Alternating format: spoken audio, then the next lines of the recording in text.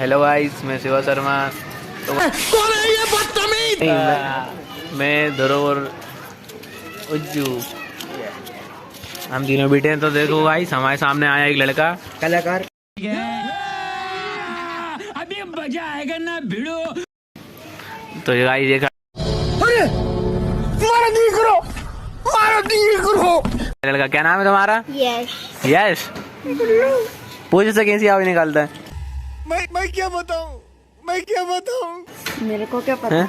कैसी कौन कौन सी आवाज निकालते हो तुम? मिट्टू कोयल, गाड़ी का हॉर्न, सीटी।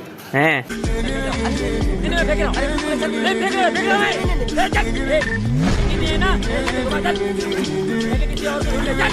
एक हॉर्न वाली आवाज सुनाओ। नहीं, किसी को डरा के सुनाना। वो भैया खड़े हैं ना, अब चल चिल्ला। एक और बार, एक और बार।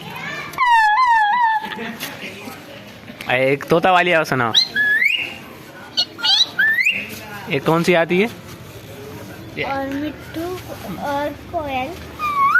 हाँ जी, किसकी? कोयल की? हाँ। मिट्टू की? अच्छा, इसको एक बार चमका दो, वो वाली हॉर्न वाली आवाज सुना के। कह रहे चोर चोर चोर। एक और बार, एक और बार।